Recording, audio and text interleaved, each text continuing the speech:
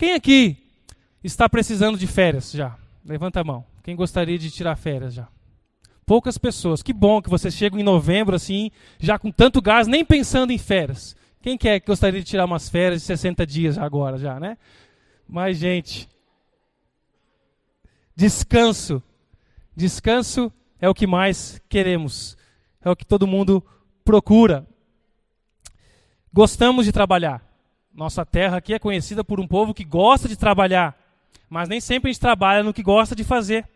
Mas quando você faz algo que você gosta, quando você aprende a ter gosto pelo seu trabalho, como é bom poder descansar também. Poder desfrutar do trabalho e do descanso. O descanso não só é bom, como ele é necessário. Deus instituiu o descanso. Descanso e proteção são as necessidades mais básicas do ser humano. Umas das. Assim também como é uma necessidade nossa, também são as nossas maiores ansiedades. Aquilo que mais ocupa o nosso coração. Aquilo que mais ocupa os nossos investimentos. Aquilo que mais ocupa as nossas aplicações. Afinal de contas, olhe para a sua vida, olhe, faça uma fatia aí das suas finanças. Aonde vai a maior parte do seu recurso, se não na sua segurança, uma moradia, no seu descanso, no seu conforto e da sua família. A comida, a alimentação faz parte disso também.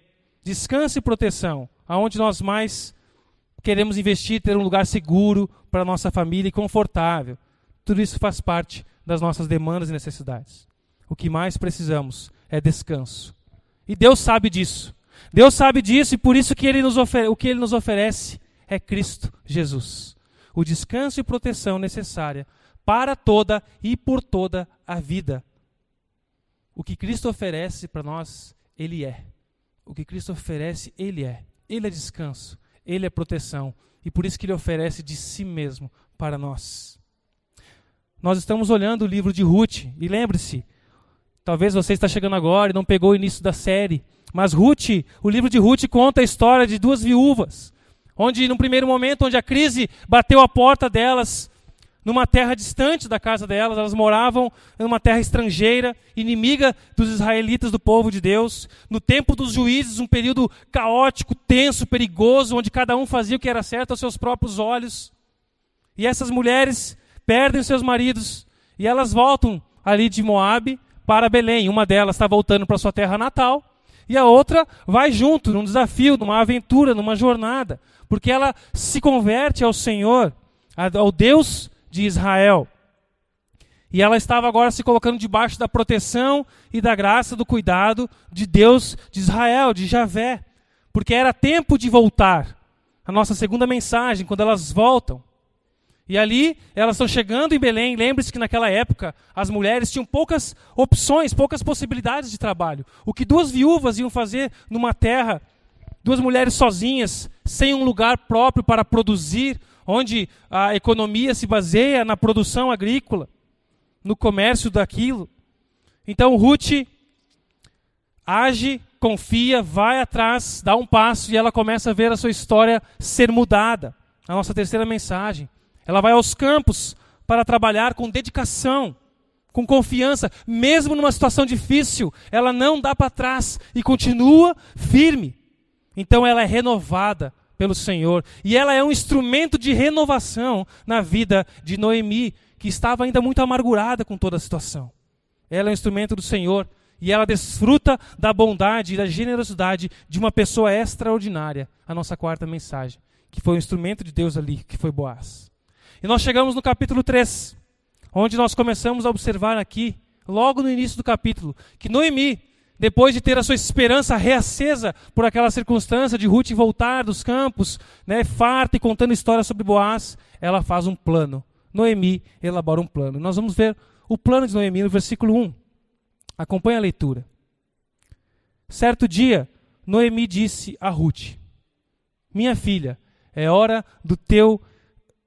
de eu encontrar para você um lugar seguro e feliz. Vamos orar mais uma vez? Feche seus olhos. Senhor Jesus, nós queremos entregar ao Senhor a nossa atenção, o nosso coração aqui, Senhor, para ouvir a Tua voz. Por isso, ministra em nosso coração com a Tua palavra, com o Teu Espírito Santo por meio da Tua palavra. Fale a cada um de nós, ó Pai, de uma maneira especial, aquilo que só Tu sabe que nós precisamos ouvir, ó Pai. Precisamos ser consolados, precisamos ser encorajados, confrontados.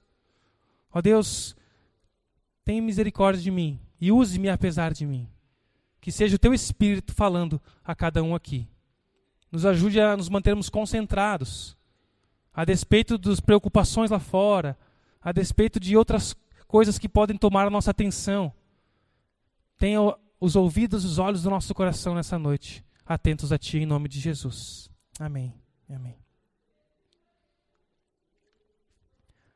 A proposta de Noemi é encontrar um lugar seguro e feliz para Ruth.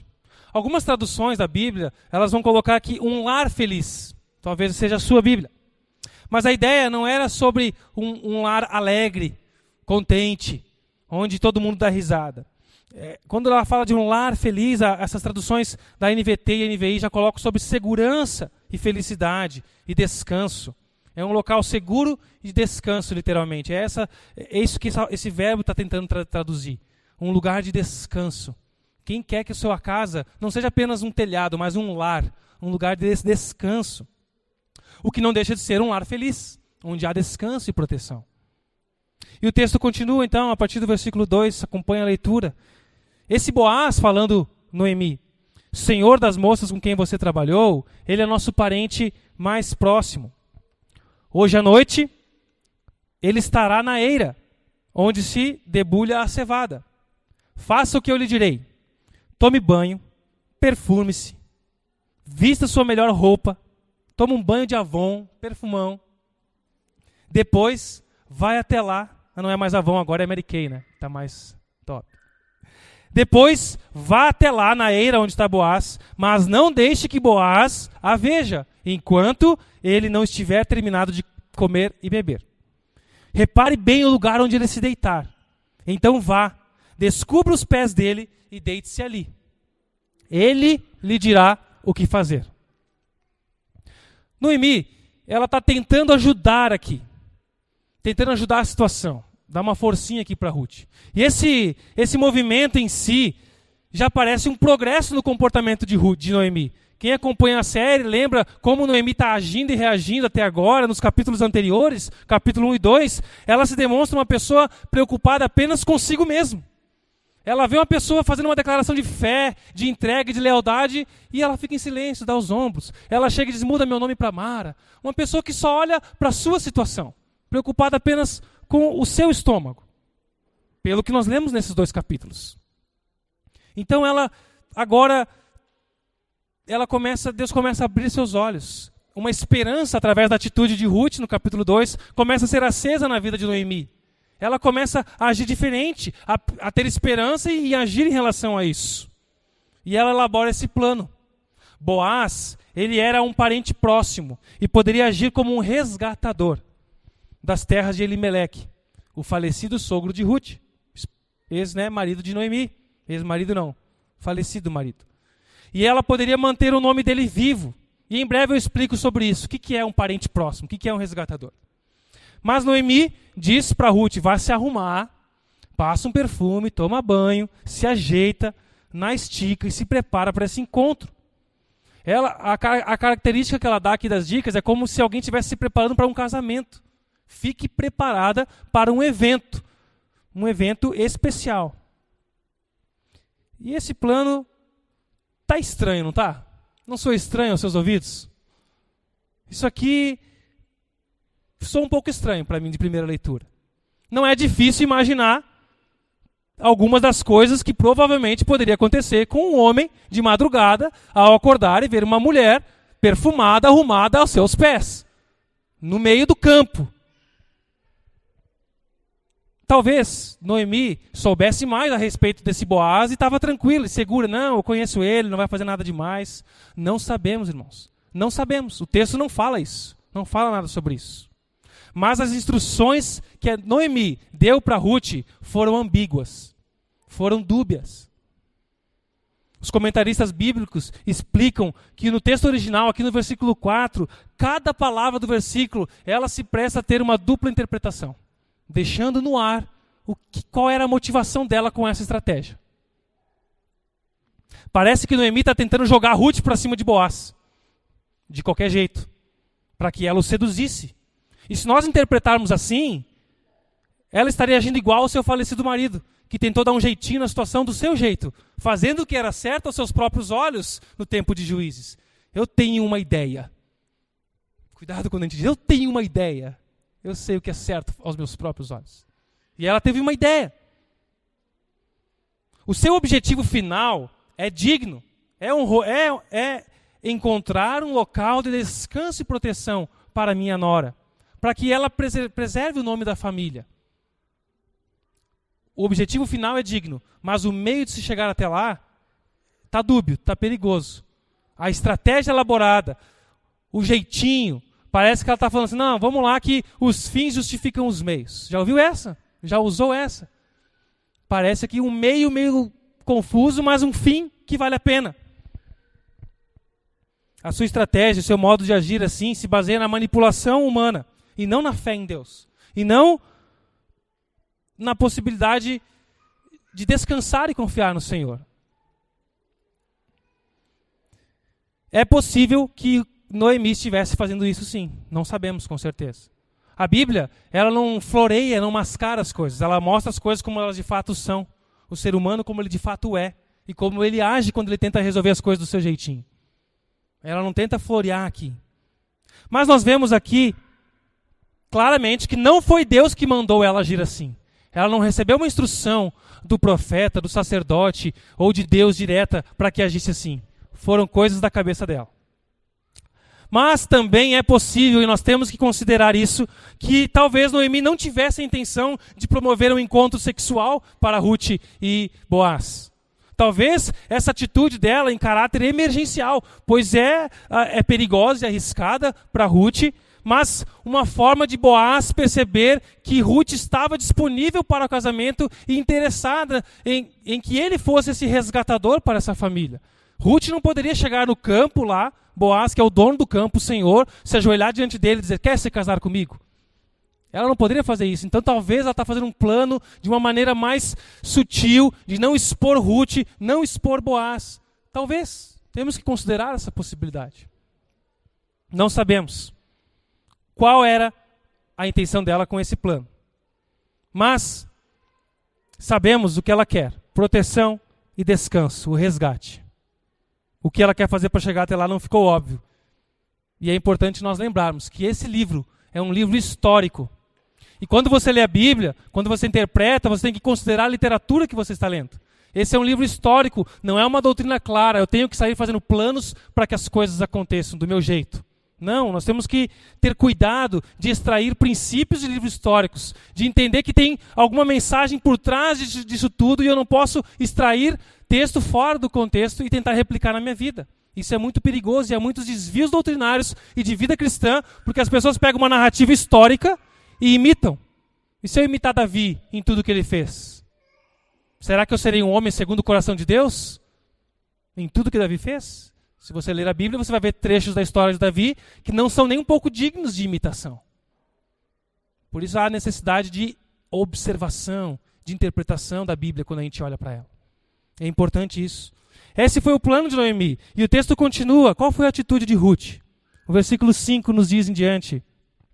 Farei tudo o que você disse, disse Ruth.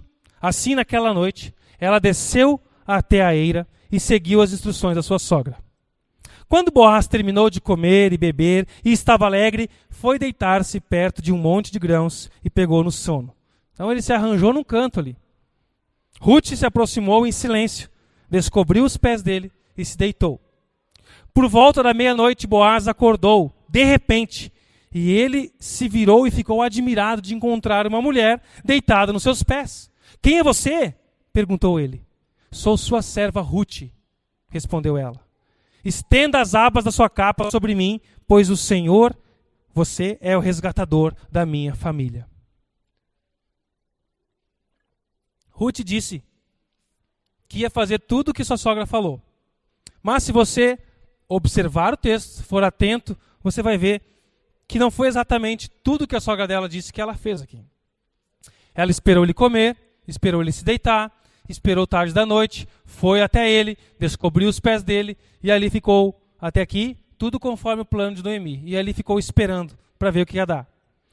Então, talvez a certa altura da noite, aqueles pés descobertos, não sei você ficar com os pés descobertos, ficar com frio de noite, você acorda, aquele cara acorda e ele vai se ajeitar, talvez cobrir seus pés ali e de repente vê que tem uma pessoa ali. Talvez estivesse indo uma vela, alguma coisa acesa ali, ele vê que é uma mulher ali aos pés dele.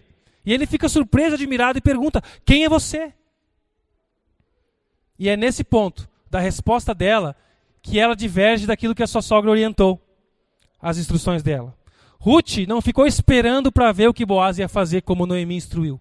Ela logo dá uma resposta direta e clara. Ela não fica esperando. Ela diz, sou sua serva Ruth, estenda as abas da sua capa sobre mim, pois o Senhor, pois você, Boaz, é o resgatador da minha família. Ruth não quer deixar possibilidades de más interpretações. Ruth foi clara aqui. Ela não quer correr o risco de deixar mal entendidos aqui. Ela se adianta e é clara com Boaz. Eu sou Ruth e estou aqui porque eu quero me casar com você. Você é o resgatador da minha família. Você pode fazer isso. O objetivo dela era compromisso. Compromisso do casamento. E nesse contexto, o compromisso do casamento era simbolizado por alguém cobrir com as abas do seu manto ou com a capa a pessoa. Era mais ou menos como dar um anel de noivado, um sinônimo de um compromisso com aquela pessoa. Ruth não está apenas atrás de um homem para dar casa e comida para ela. Ela viu em Boaz, além de um homem que vive a fé que diz ter, sendo respeitado, sendo respeitoso, ele era respeitado pelos seus servos, respeitoso com os seus servos, ele era atencioso, observando as pessoas no campo, ele era generoso com o que ele fez, amoroso, responsável, trabalhador, comprometido. E além do mais, ela viu nele as condições bíblicas da lei de suprir ela, de preservar o nome de Elimeleque. Boaz reconhece, a gente vê isso lá no versículo 11, um pouco mais à frente, que Ruth é uma mulher virtuosa. Ruth é uma mulher virtuosa. Ele elogia ela por não ter ido procurar alguém mais jovem. Se você quer casa, você quer comida, você poderia ter procurado alguém mais jovem. Aqui a gente percebe que ele era um homem mais velho em relação a ela. E a palavra virtuosa está relacionada a ter virtudes, valores, habilidades e força. Ruth era uma mulher que tinha habilidades, tinha virtudes, tinha força. É a mesma palavra aqui que descreve lá em Provérbios 31, a mulher virtuosa de Provérbios. Lá em Provérbios 31, versículo 10. E algo curioso, entre tanta coisa que estou aprendendo ao estudar essa carta aqui, esse livro, e é digno de se mencionar isso, é que na Bíblia hebraica antiga, o Provérbios vem antes de Ruth, na ordem dos livros. Provérbios 31 começa, mulher virtuosa, quem a achará? E termina lá no versículo, no final do capítulo 31, falando que essa mulher virtuosa seria conhecida publicamente. Quem é essa mulher virtuosa? E logo depois, o próximo livro vem o livro de Ruth, essa mulher que se tornou virtuosa, apontando que ela é essa mulher também. Ela aponta para isso. Ela se torna uma mulher virtuosa. Ela que era uma moabita. Eu já expliquei isso, talvez você, o que é uma moabita? Mulher de fora, adoradora de outros deuses, inimiga do povo, que oprimia o povo de Israel, o povo dela. Isso nos mostra que uma pessoa pode ser virtuosa, mesmo que tenha andado longe de Deus em seu passado. Não é o nosso passado que nos define, não é o que você já fez que te define. Não coloque barreiras onde Deus não coloca. Se você se converteu, se você entregou sua vida para Jesus, mesmo que tarde em sua vida, e tem um passado com dores, com feridas, com vergonha, com tristeza, com coisas terríveis, pecados terríveis na sua vida, agradeça a Deus por ter sido alcançado pelo seu amor, pela sua graça, e por hoje poder ter esses olhos abertos. Agradeça e louve ao Senhor por não ter ido tão longe quanto poderia ter ido, sem volta. E se você nunca foi tão longe quanto você já viu e ouviu e conheceu outras pessoas, agradeça a Deus que na bondade, no amor dele te preservou e te colocou cedo, talvez numa família cristã, numa igreja, te preservou de diversas maneiras. É a mão de Deus sobre nós. Por isso, não coloque barreiras onde Deus não coloca. Não faça mais feridas onde Deus traz cura para você e para outras pessoas. Isso é relevante para os seus relacionamentos. Aos solteiros, isso é relevante para a escolha de um cônjuge, que às vezes fica esperando a pessoa perfeita e ideal, que nunca teve nenhuma mancha, o cordeirinho imaculado. É você esse cordeirinho imaculado? Não importa tanto quem você foi e o que você fez, mas quem você é hoje em Cristo Jesus e o que você faz hoje com aquilo que você recebe de responsabilidade da palavra de Deus. Isso é mais importante. Ruth, renovada, virtuosa, ela se apresenta aqui humildemente diante de Boaz. Eu sou sua serva, Ruth. Reconhecendo que ela precisava dele. Você é o nosso parente resgatador. Estenda as abas do seu manto sobre mim. É um pedido. Ela está pedindo ajuda para ele. Ela reconhece que ela não tem condições de exigir ou fazer nada para merecer, mas ela depende da resposta de Boaz. O que ele vai fazer? Isso me lembrou Mateus capítulo 5, versículo 5. Bem-aventurados os humildes, aqueles que reconhecem que não tem nada para exigir, para entregar, para barganhar. Eu não tenho, eu dependo do favor de Deus, eu dependo de Deus ser bom para comigo. Eu não tenho nada no meu currículo, e mesmo que tivesse, ele está manchado pelo meu pecado. As minhas obras são como trapos de imundícia. Bem-aventurado, feliz são esses humildes que reconhecem isso, que chegam a Deus clamando, eu preciso de ti. Esses herdarão a terra, esses receberão a herança do Senhor, porque esses já estão sendo trabalhados pelo Espírito de Deus. E ela age assim, eu não sou digna de dar carteiraço aqui.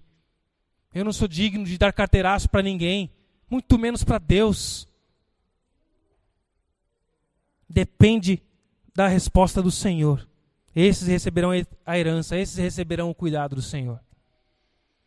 E nós vemos do versículo 10 ao 18 a graciosa resposta de Boaz. Boaz até aqui, ele tem se demonstrado um homem de caráter, pelo pouco que a gente pode conhecer dele nesses capítulos, de cautela, generoso, trabalhador. Mas como será que ele reage ao acordar de madrugada com uma mulher perfumada na sua cama?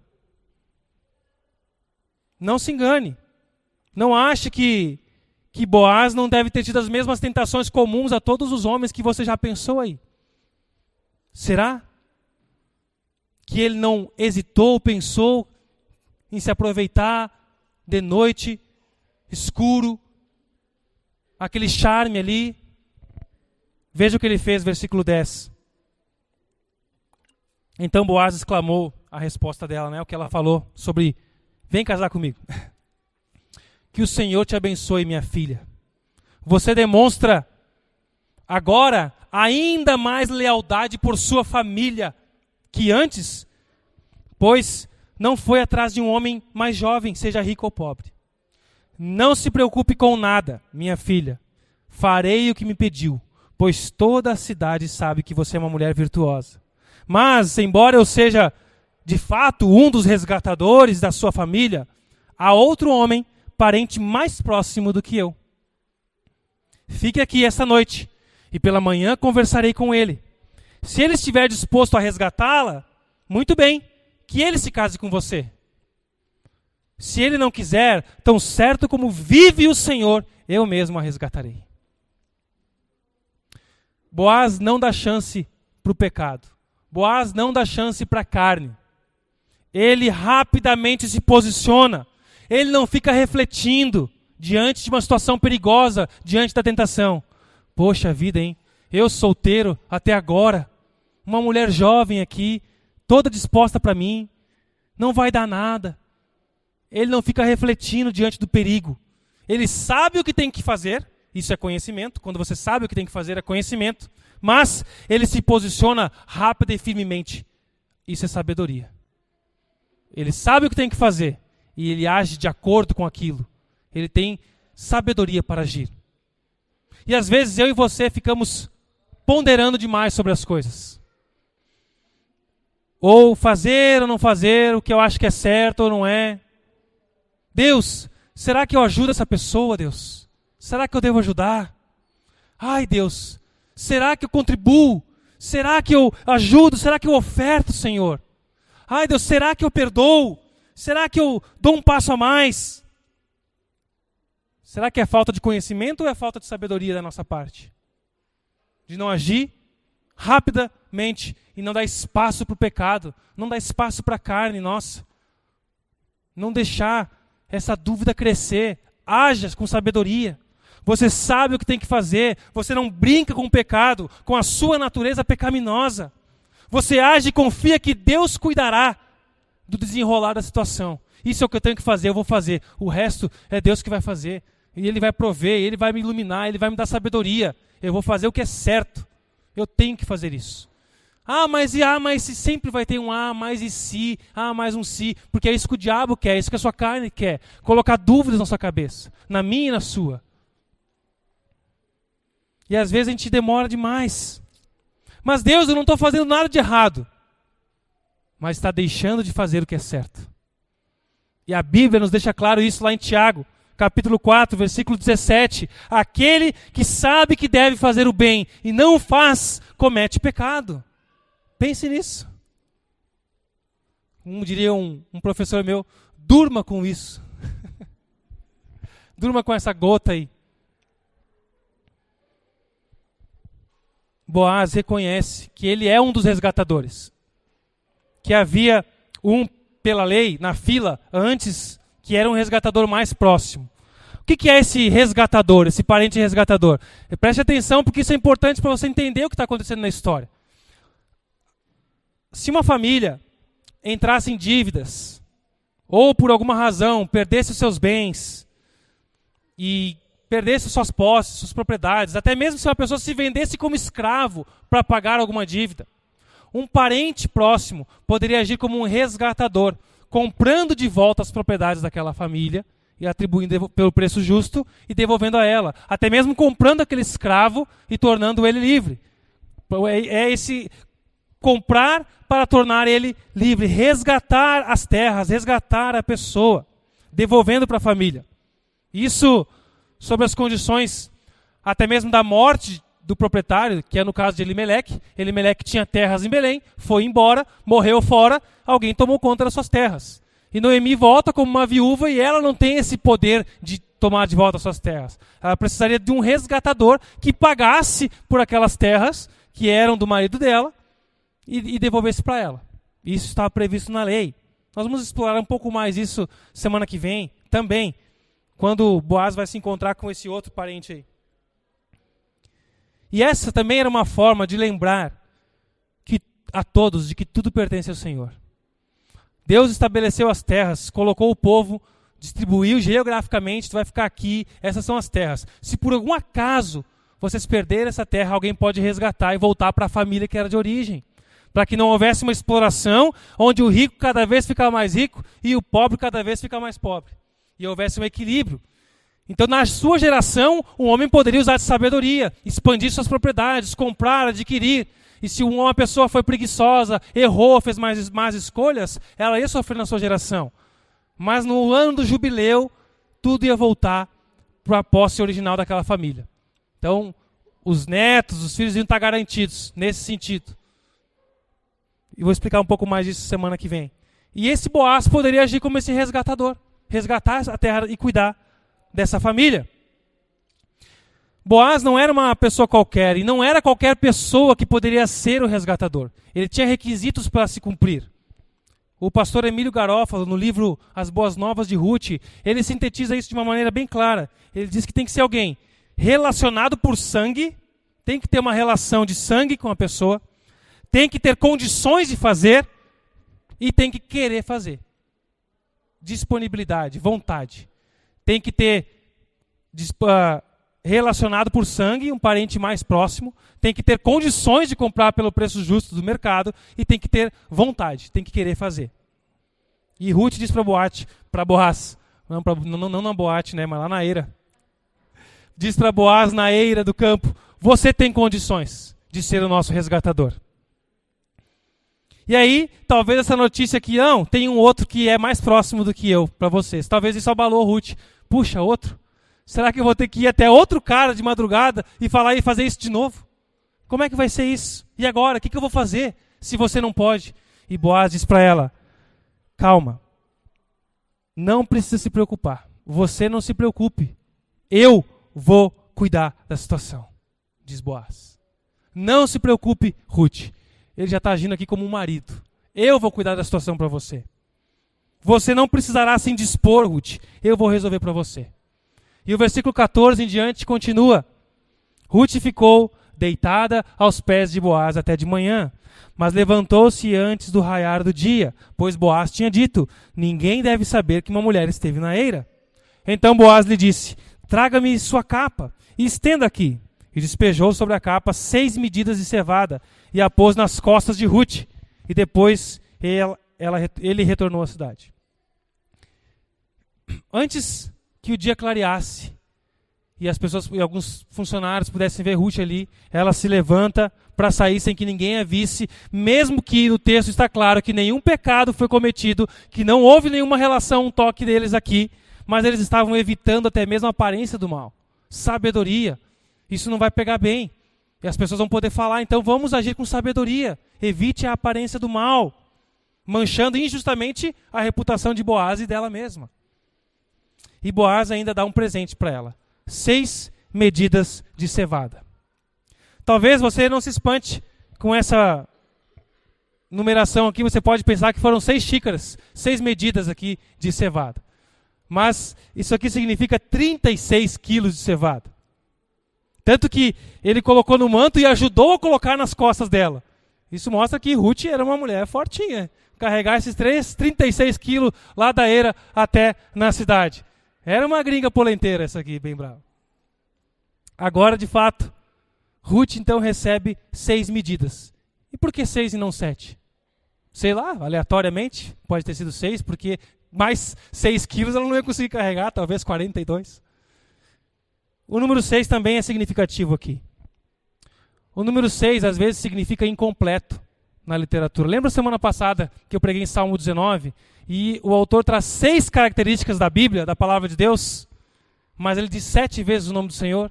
A Bíblia, ela é em si, ela não é plena sozinha pelas letras, mas ela aponta para o 7. A Bíblia é 6 porque ela aponta para o 7. Ela é perfeita, plena em tudo que ela se propõe, em tudo que Deus colocou.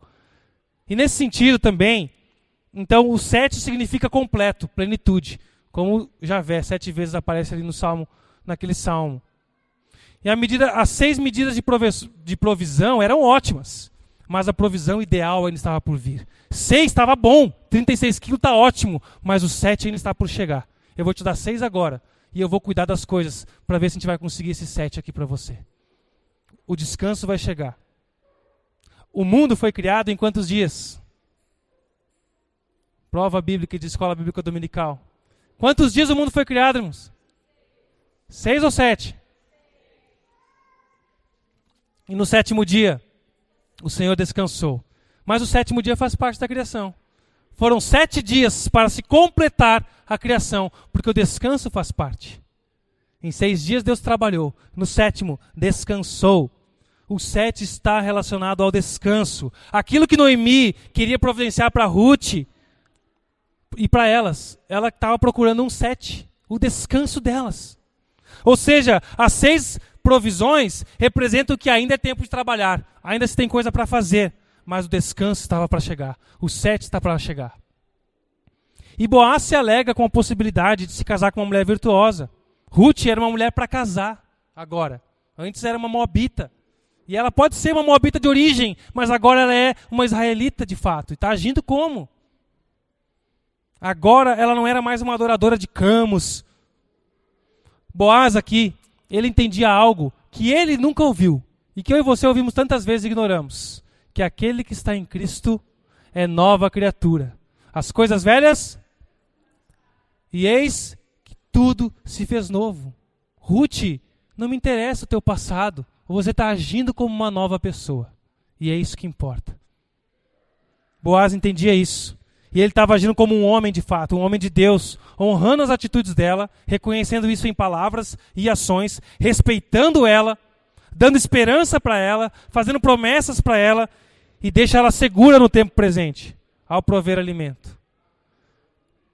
O irmão dá um toque no pessoal ali para eles darem uma segurada nos ruídos, que a nossa parede aqui ela é bem fininha, é de tecido. Obrigado. Ele dá esperança para ela. O texto segue, versículo 16 em diante. Quando Ruth voltou para sua sogra e lhe perguntou: como foi, minha filha? Ruth contou a Noemi o que Boaz havia feito.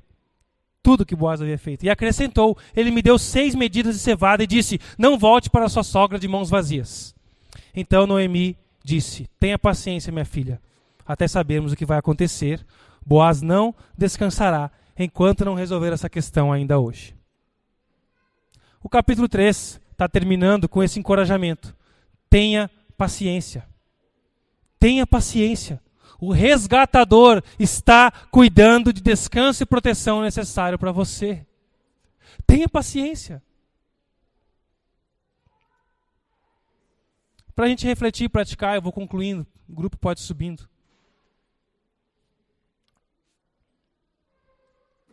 Noemi, ela faz um plano. Noemi quer encontrar um lugar de segurança e descanso para elas.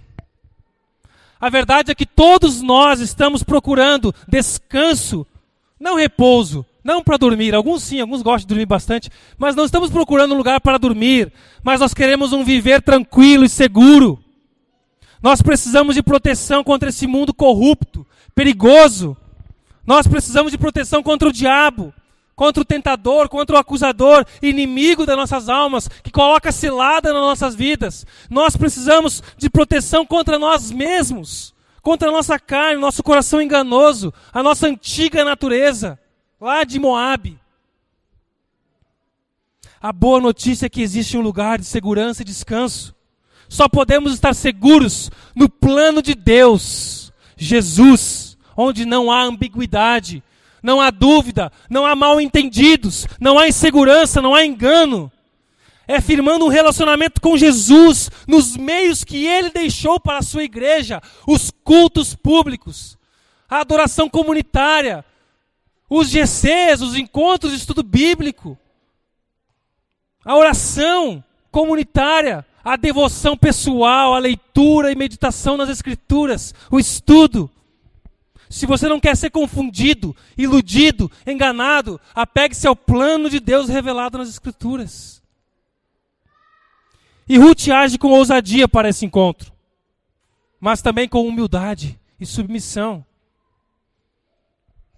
E assim como Ruth se humilhou diante de Boaz, nós devemos nos submeter à vontade de Deus, reconhecendo a Ele a nossa total dependência para a direção e sentido, redenção na nossa vida. Submeta-se ao Senhor. Como você se percebe diante de Deus? Como um merecedor? Com alguém que dá um carteiraço? Porque fez isso, porque fez aquilo, porque abriu mão daquilo, porque fez certinho aquilo, porque dizimou certinho, porque não faltou um culto, porque abriu mão de tal coisa? Ou você se percebe como um pobre, humilde, nu, sem nada nas mãos, mas com a vida que tem e tudo que tem entrega ao Senhor e confia nele? Em gratidão e compromisso. Boaz poderia ser o parente resgatador. Ele tinha condições. Quais eram as condições? O mesmo sangue. Condições para suprir as necessidades e vontade. Agora, olhe para além de Boaz. Jesus é o nosso resgatador. Jesus tem todas as condições. Ele tem proximidade de sangue. E é por isso que Jesus se fez carne. E essa é a importância da doutrina da encarnação de Cristo Jesus. Porque Ele é semelhante a nós. Aprenda a importância de Jesus ser plenamente homem. E Jesus tinha todas as condições. A pureza, a santidade. O único capaz de fazer um sacrifício aceito por Deus de uma vez por todas. E é por isso que Ele era plenamente Deus. Jesus estava disposto, Ele queria, Ele se voluntariou, foi entregue ao matadouro como ovelha calada e muda. Por isso confie e desfrute da segurança e proteção que há em Cristo Jesus. Nós precisamos de resgate, proteção e descanso. E Jesus oferece isso para nós. Ele oferece o que Ele é. Ele não quer te dar presentinhos. Imagina Jesus com um laço na cruz. Ele é o presente. Mais do que as bênçãos que Ele pode te dar, seja qual for a que você espera, Ele quer que você aprenda a desfrutar dEle como presente. Ele não vai te enganar, te iludir com presentinhos, com bênçãos, com prosperidade. Quem quer te enganar é outro. Jesus quer que você entenda a real. E desfrute disso, como nós cantamos, com alegria. Nós precisamos disso. E assim como Boaz, ele não se envergonhou do passado de Ruth, Jesus não se envergonha do teu passado. Jesus não está preocupado com o passado da noiva dele, mas com o presente. O passado ele cobriu com o sangue dele, para que a gente possa desfrutar do presente. Ele não tem vergonha da igreja dele, ele não tem vergonha de você, ele não tem vergonha de mim. Nós damos todos os motivos para envergonhar Jesus, diariamente. Mas Ele não tem vergonha de mim e de você. Ele nos ama. Ele nos faz de novo, a cada manhã. Como nós cantamos em tantas canções, o passado já não mais tem poder, pois novo sou. Aquele que está em Cristo é nova criatura. Ele nos resgata, Ele paga o preço justo, Ele assume o risco de morte. Ele nos dá a sua vida. Ele nos torna o seu povo, filhos legítimos do Pai. Isso se aplica a todo aquele que crê, que confia em Jesus. Não que Ele existiu, mas como o seu resgatador. Como aquele que pagou o preço para que você não precisa pagar. Para que você se arrependa dos seus pecados e deixe Ele apagar isso com o seu sangue. E desfrute de uma nova vida de alegria com Ele.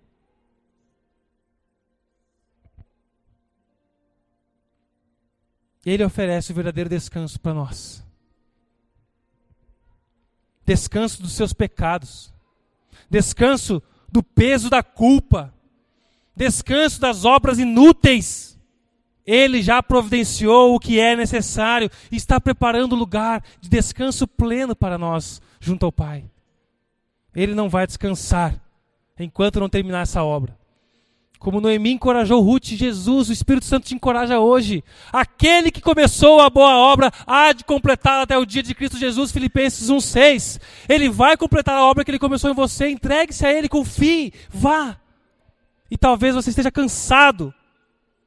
Cansado do teu trabalho, cansado do teu chefe, cansado das tuas tarefas, cansado da tua família, cansado da tua igreja, cansado do teu pastor, cansado de algum irmão, ou melhor, e o melhor de tudo, você já está cansado de você mesmo. Você já percebeu que é isso que te cansa. Você está cansado de você. Calma. Não se desespere. Descanse em Jesus. Jesus não terminou a obra dele, Ele está trabalhando. Ele já resolveu o teu maior problema e agora está trabalhando nos detalhes para que você possa desfrutar dessa caminhada com Ele. Não desanime, não esmoreça. Confie em Jesus. Nós já experimentamos a alegria dessa obra consumada.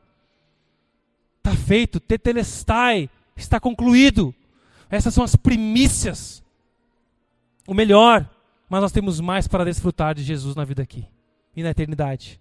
A nossa esperança de estar na presença plena dEle, sem a presença do pecado, sem dor, sem choro, sem culpa. Ruth teve que esperar um pouco. Espere, tenha paciência. E espere você também, tenha paciência. Descanse em Jesus, Jesus não dorme, Jesus não cochila. Ele te cuidará. Desfrute das primícias, do resultado da obra dEle. Como diz uma antiga canção, estou lembrando de várias músicas hoje. Nele a gente pode confiar. Ele é teu melhor amigo. Jesus, Jesus. Nele a gente pode confiar. Não em homens, não em mim mesmo. Não em estruturas. Não em projetos. Em Jesus. Confie em Jesus. Refugie-se nas asas do único e verdadeiro Redentor e Resgatador. Confie. Submeta-se, priorize a vida com Ele. O que Cristo oferece, Ele é. Aleluia.